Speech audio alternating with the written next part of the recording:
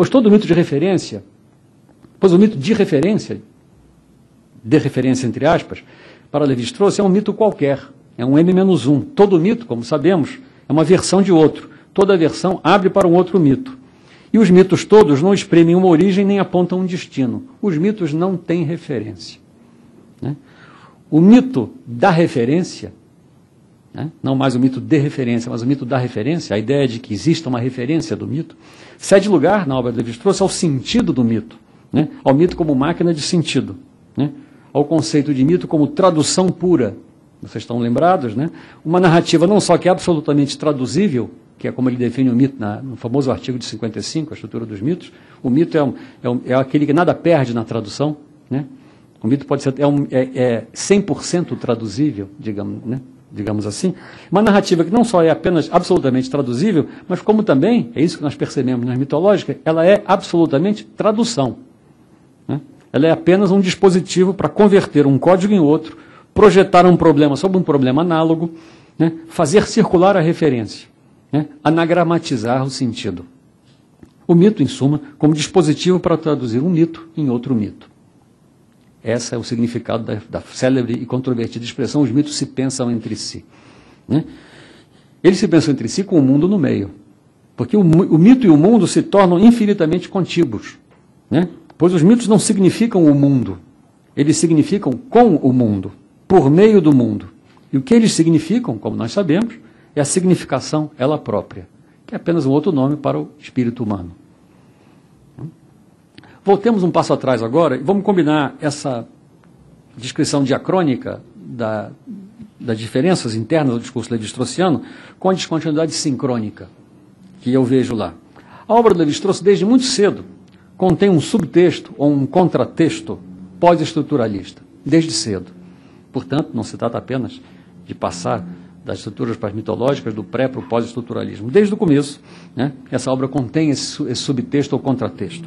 A suposta parcialidade, predileção do estruturalismo por oposições simétricas, equipolentes, duais, discretas e reversíveis, como as oposições do esquema totêmico clássico, é desmentida não só pela ainda hoje surpreendente crítica ao conceito de organização dualista, do artigo de 56, o célebre, as organizações dualistas existem, né? Mais ainda pela igualmente antiga e ainda mais surpreendente fórmula canônica do mito, do artigo de 55. Fórmula essa que pode ser tudo, menos simétrica e reversível, né? E é digno de nota, além disso, que Lévi-Strauss encerre as duas fases das mitológicas, né, com ponderações, tanto no final do Homem Nu quanto na história de Lince, com ponderações sobre os limites do vocabulário da lógica extensional para dar conta das transformações que ocorrem nos mitos e entre os mitos. Sobretudo, não é certamente por acaso que os dois últimos livros mitológicos de Lévi-Strauss, A Olheira Ciumenta e A História de Lince, sejam construídos como desenvolvimentos precisamente dessas duas figuras do que eu chamaria de dualismo antistático, né? A Olheira Ciumenta é uma ilustração sistemática da fórmula canônica, ao passo que A História de Lince concentra-se na instabilidade dinâmica, o desequilíbrio perpétuo, né, das dualidades cosmossociológicas ameríndias. O desequilíbrio perpétuo é uma expressão que surge pela primeira vez na obra de Lévi-Strauss, na estrutura mental do parentesco, para descrever o casamento avuncular dos Tupinambá. E reaparece com toda a força na última obra de Lévi-Strauss sobre a mitologia, Tupinambá, que é a História de Lince, para descrever o movimento interno ao mito tupi, colhido pelo Tevé em 1554. O desequilíbrio perpétuo, em suma, liga esses dois momentos. Ou seja, isso me faz supor que nós estamos, na verdade, diante de uma única macroestrutura virtual, dentro da conceitualidade levi-straussiana, macroestrutura essa da qual a fórmula canônica, que pré-desconstrói, digamos assim, o analogismo totêmico do tipo A está para B como C está para D, do totemismo hoje, e o dualismo dinâmico de História de Lince, que corrói a paridade estática das oposições binárias, visto que se trata de um dualismo em desequilíbrio perpétuo, né? Essas duas atualizações seriam apenas duas atualizações, desculpe, dessa macroestrutura virtual, né? Com a fórmula canônica, como vocês sabem, em lugar de uma oposição simples entre metaforicidade totêmica e metonimicidade sacrificial, que estrutura o pensamento selvagem, nós nos instalamos imediatamente na equivalência entre uma relação metafórica e uma relação metonímica. a célebre torção, a expressão de Lévi-Strauss, que faz passar de uma metáfora ou uma metonímia e vice-versa. A famosa dupla torção, a torção supranumerária, de que o Lévi-Strauss fala ao descrever a fórmula canônica, e que não é senão a transformação estrutural pura e simples. Não há outra. Ou, em vez de chamar de pura e simples, talvez possamos chamar de a transformação estrutural híbrida e complexa, mas é essa e não existe outra, né? Pois a conversão assimétrica entre o sentido literal e o sentido figurado, o termo e a função, o continente e o conteúdo, o contínuo e o descontínuo, o sistema e o seu exterior, esses são os verdadeiros temas estruturalistas, que atravessam todas as análises levi-straussianas da mitologia e mais além, né? E com o desequilíbrio dinâmico da história de Lince, seu último livro, né, momento culminante do processo de amerindianização do estruturalismo que se iniciou com as mitológicas, né? Podemos falar disso em outra ocasião, nós percebemos, com esse tema do desequilíbrio dinâmico da história de Lince, que a verdadeira dualidade que interessa ao estruturalismo nunca foi o combate dialético entre natureza e cultura, mas a diferença intensiva e interminável entre os gêmeos desiguais.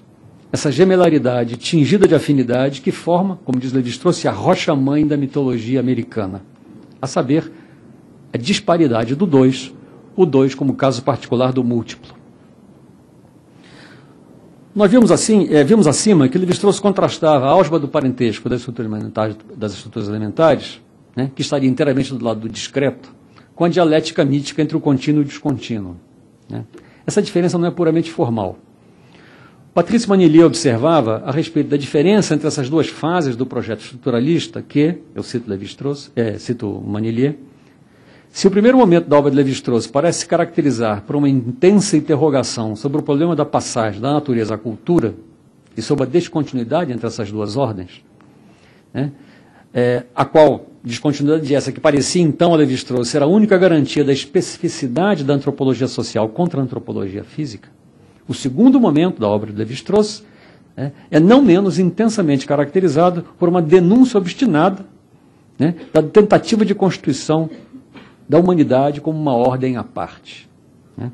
E com efeito, considere-se uma diferença, agora sou eu, fecha aspas, uma diferença interessante. Considere-se o último parágrafo das estruturas elementares do parentesco, onde Lévi-Strauss observa que em seus mitos sobre a idade do ouro, o além, né, a humanidade, eu cito, sonha em capturar e fixar aquele instante fugidio em que lhe foi permitido crer que podia trapacear com a lei da troca, ganhando sem perder, desfrutando sem partilhar, né? E que assim, portanto, para a humanidade, diz Lévi-Strauss, a felicidade completa, eu cito agora, eternamente negada ao homem social, é aquela que consistiria em viver entre si, isto é, um mundo sem outro, né?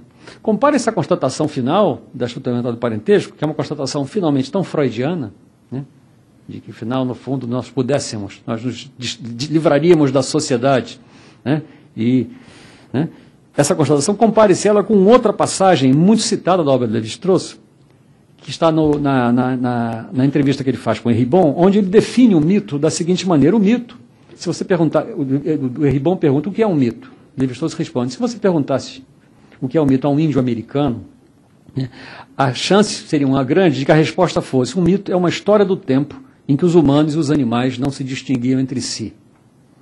Ele acrescenta, né, Lévi-Strauss acrescenta que a humanidade, na verdade, jamais conseguiu se conformar, se resignar diante da falta de acesso comunicativo às outras espécies do planeta. E que o mito dá testemunho desse inconformismo da humanidade de estar só no mundo, de não conseguir entender os animais, digamos, né?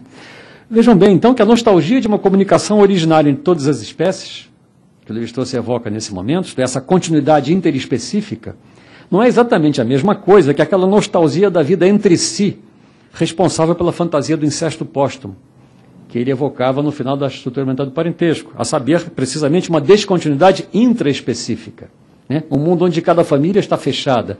Agora, o mundo mítico é um mundo onde a espécie está aberta. Nós saímos, né?